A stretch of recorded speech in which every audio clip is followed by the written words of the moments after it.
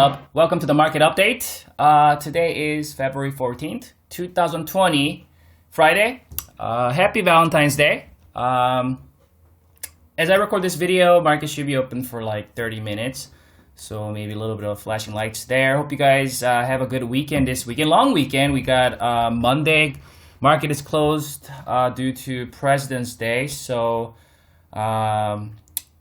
plenty of weekend, plenty of days for you to kind of rejuvenate, relax, and, have a good time with your family, your friends, or your spouse, your loved ones, and come back to the market on Tuesday. And I love these. Actually, I love these long holidays.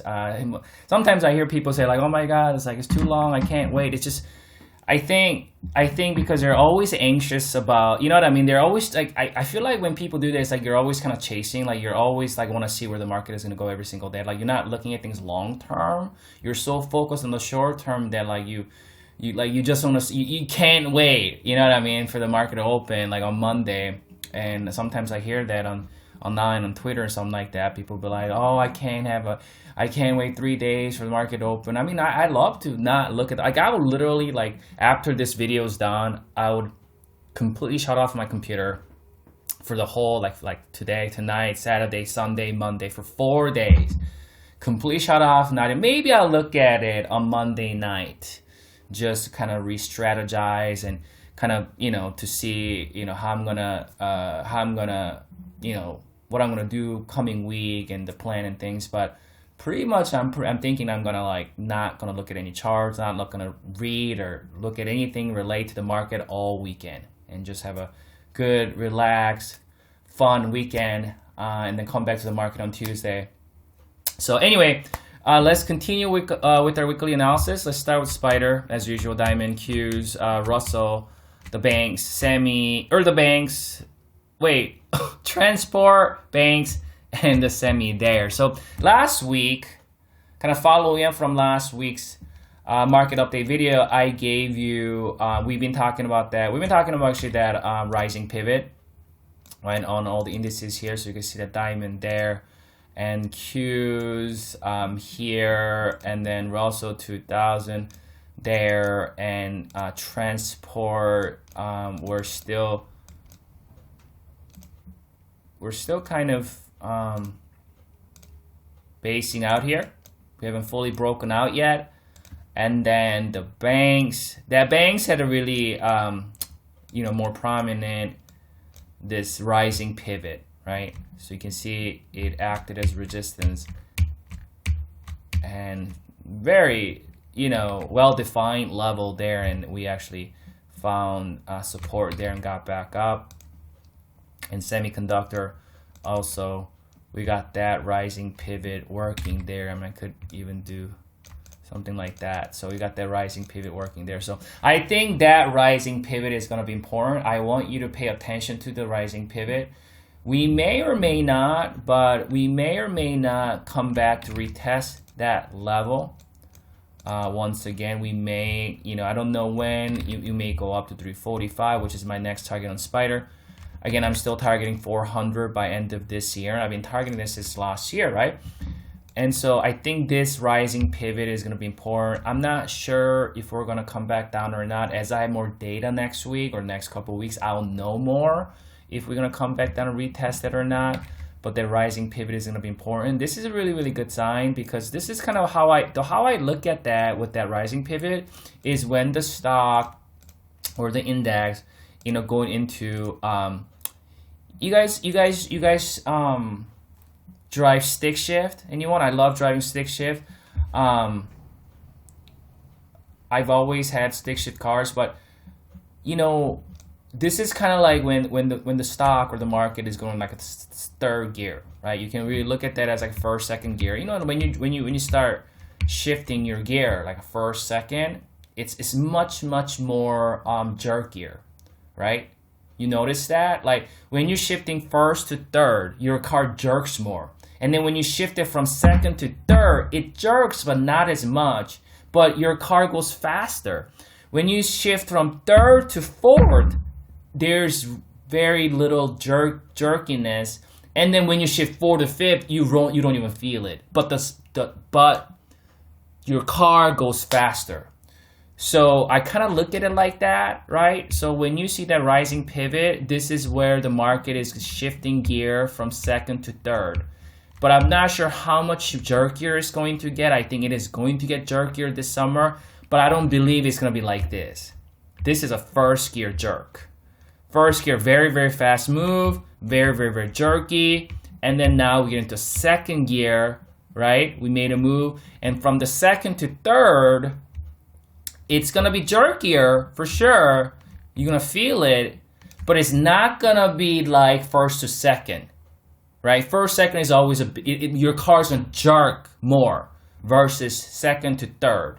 So now I feel like this, so when I look at the rising feed, that's how I look at it. We see a breakout, we came down, we see a little bit. So I think this summer when I see some jerky up and down movement, right, throughout the summer, and at this point, at least as of today, I'm not sure how big that jerkiness is going to, how much the volatility we're going to get, right? Again, we're going to follow up every week, and you can follow me at 2K Kim, and I share things, share my thoughts, I share my charts, and I send remarks and things like that throughout the week as I see something developing in the market. But for now, we want to continue to give benefit of doubt to the buyers. And I want you to continue to look at things in the long term, not worry about what's going to happen today, tomorrow, next day. You know what I'm saying? Like every single day, up or down, up or down, up or down. That's a really miserable way to live, miserable way to trade. You're trying to benefit from, profit from each day's movement. That's not how I recommend, for anybody to do. This is why a lot of times I kind of, I don't think anybody should be day trading. Minimum you should be swing trading. When I say swing trading, I'm not even talking a couple days. You should be swinging things out for a couple weeks to a month. But ultimately though, you should start thinking things longer term. And I think you would have a better win ratio. You make more money, trust me, you will.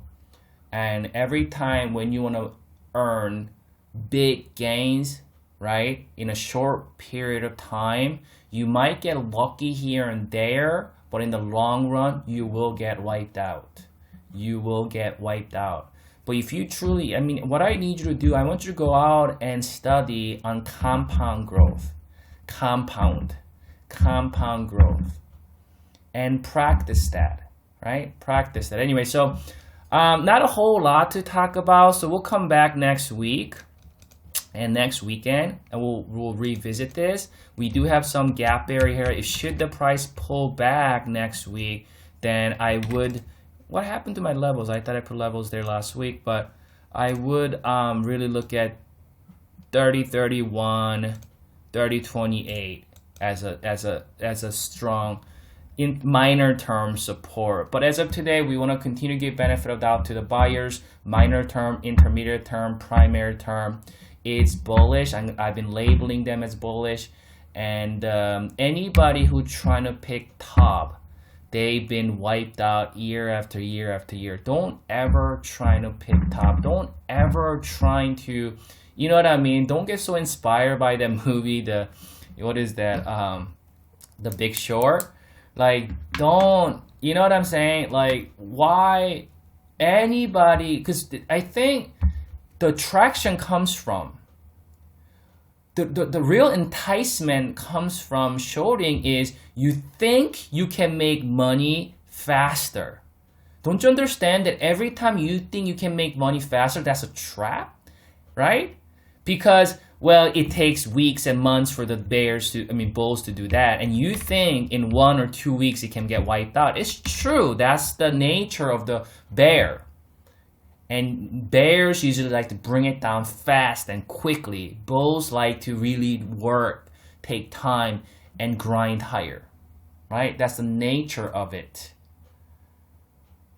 But shorting the market or stock, rising stock, is much, much more difficult than waiting for a dip and accumulating more. You see what I'm saying? And sometimes bears who've never had a chance to buy the dip, they make fun of people who buy the dip like, oh yeah, market is so bullish, it's always gonna go up, so why don't you just keep buying the dip all the time, everybody's gonna be rich. Don't you understand, I've said this before, don't you understand buying the dip is actually extremely difficult? People who's never done that always talk about that. Buying the dip is very, very difficult. It's extremely difficult because you've been, and I said this before, you've been conditioned your whole life to save when there's deficiency, right?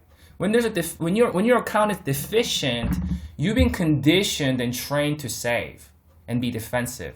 When you see a surplus in your account, you've been trained and conditioned to spend, right? I said this before, right? I'm talking about your bank account, right? Your savings account. Right? When you get your paycheck, when you get your bonus, when there's surplus, you buy.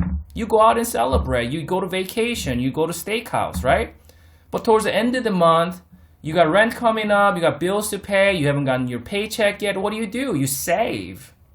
So, I'm not talking about these tiny little pullbacks, man. But so, when we see a pullback like that, oh wow, you're feeling some huge deficiency in your trading account, and now you're gonna practice what you've been conditioned, what you've been trained to do your entire life is to save, because there's a big red alert coming in your head that this is deficiency, it's time to save, time to be fearful, time to be defensive, right? Because your whole life you've been doing that. Right? No more going out to eat, man. No more vacations. We gotta save, and they're gonna pay that rent, right? So buying those dips, man, when after you're suffering that deficiency in your trading account is extremely difficult. Extremely difficult. I'm not talking about that. It is extremely difficult. But the market rewards those who risked it. You don't want to chase it up your hell no. But for those of you who's been buying these throughout these years, faithfully understanding the long term, if you've been listening to me, right? I've been navigating this market for you guys. Go back and check what I was talking about back in late 2018, early 2019. Go back what I was talking about in June. Go back what I was talking about in August. Go back what I was talking about December. All of my market update is labeled with dates, so you can go back and check it. See if I was bearish. I was buying those dips, as I was letting you guys know. Those of you who took the risk, right, and bought those dips, even though it was extremely difficult, because you have to go against your human nature, whatever you've been conditioned to do in your entire life, gonna get rewarded. And they are getting rewarded. And we have a tremendous option at this point, right? Should I close out some? What do I do? Right? Because we're not chasing. So when this is pulled back, what I do is like, oh, well, should I buy this more? Maybe a little bit. Goes higher. Should I close out some? Hold some? What do I do? We have so much option. We have a luxury of options. What should I do? Because we took a risk before. But people are chasing up here. Well, they live with anxiety. They live with anxiety, right? Well, man, I went full-blown bullish here, okay? I cannot. Ooh, I'm scared. Oh, my God, right? This is the difference. And it's the same when it comes to life.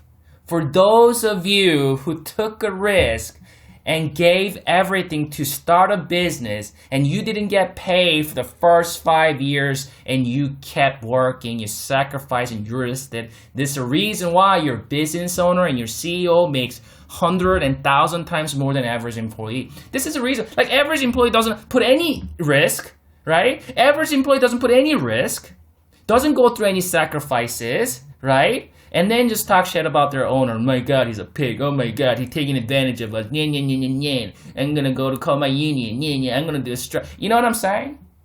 No, seriously. This is what the poor people doesn't understand. And I say that with respect because I was a janitor. Go look at my bio. I was a janitor. I was getting paid very low payments every month. So I know what it's like. And I had to bring myself up here. And then I realized there's a reason why poor people stay poor. It's because of that kind of mindset. They don't want to risk anything. They don't invest anything. Right? But they just talk shit about rich people. instead of working, sacrificing to get up there. And same thing with the market, man. Same thing with the market. Instead of, understanding and understanding what levels of buying, they just always want to chase it or want to short it, right? Always want to short the rising stock, rising index, and then they get burned, they get wiped out. There's a reason why. There are people who consistently profit in the market. There's a reason why players come and go, get wiped out. Some other player come, get wiped out. Some other players come and get wiped out. All right. So let's go to diamond here. So we just filled this gap, a little tiny gap there. I'll give you this level there, and then I'll give you that level. 290, 287 should the price decline next week. Those are the level to watch again. I believe that we're very, very jerkier on the first gear, right? Fast move, first to second gear, very, very jerky, man. And then it got up to third gear. We're shifting from 2 to 3rd or 3 to 4, whatever we're shifting. But it's less jerkier from 2 to 3 and 3 to 4, right? First to second is always jerkiest. So that's kind of where we're at right now. Qs, right? Qs, we got that pivot going. I'll give you, Qs gone up quite a bit. We're very far from this gap area. Like Spider and Diamond, we're kind of close to that, but Q is far from it. But I'll give you that level, 225, 222 there, should the price pull back. But don't try to trade that either. Why don't you wait for a pullback and maybe try to buy that dip instead of trying to play that, trying to short that. I'm favoring Russell 2000. I'm favoring the banks. I believe that Russell 2000 and the banks are still extremely undervalued compared to S&P and the Diamond and the Qs. I think these guys are going to start to go and transport too. Transport, Russell, Bank. And this is how the bull market resumes after a correction, a move. Don't you understand? There's a correct, like 20, 15% correction. You don't ever see, market goes up altogether. No, go back and check. They usually have a laggers, right? And that's how market prevent itself correcting even severe than that 2015.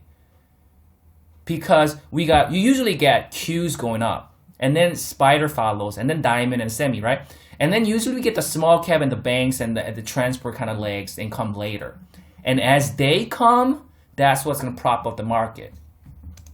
Instead, people say, well, these guys are not making this move, so therefore, these other stocks are going, other indices are going to drag other, indices down. No.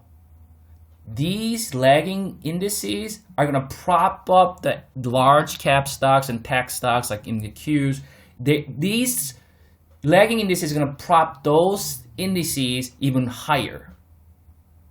This is the same principle that how I traded in 2016 and 17. If you've been following me, that I was long in 2016 and 17. Remember that? And I heard the same thing in 2016 and 17. Oh my God, the banks are not moving. Oh my God, the transport's moving. Oh my God, they're going to drag everything down. And what happened in 2017? You guys remember what happened late 2017? You guys remember what happened late 2017, right? Transport. So transport is not even all-time high yet. It's not a negative thing. This is a positive thing. Because now, if you've been making money on the S&P and the Dow and the NASDAQ, which I have, pull that money out, start putting that money in the banks, start putting that money into small caps, putting that money into transportation. Rotate that.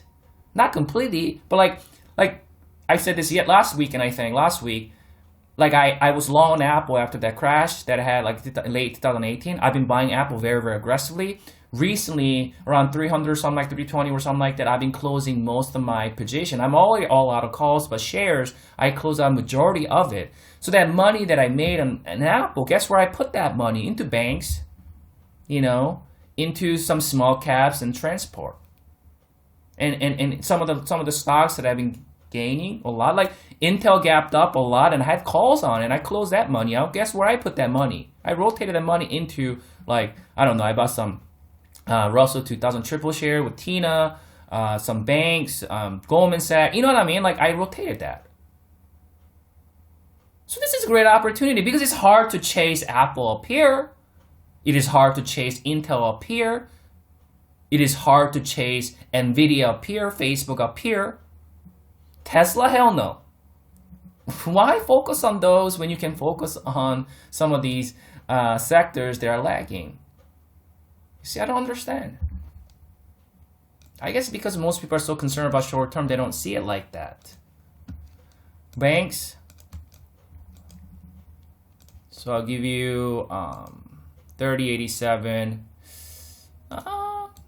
In this vicinity will be a probably strong support. We may, if the market do slide next week, there's a good chance we come down, may fill this gap before going higher.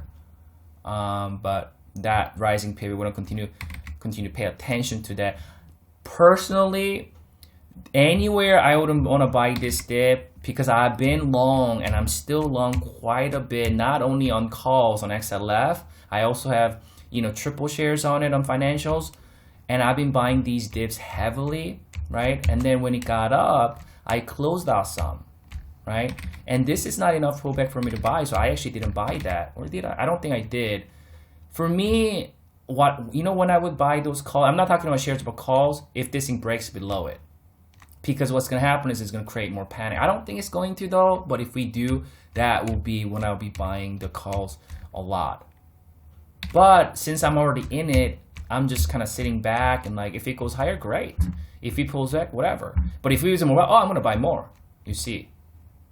So you took a risk to buy these dips. You have a lot of options what you're going to do. You hold them, you buy some more when it pulls back a little bit, you just keep holding, right? There's no anxiety, man. There's no like freaking out every single day because the market is down 2%.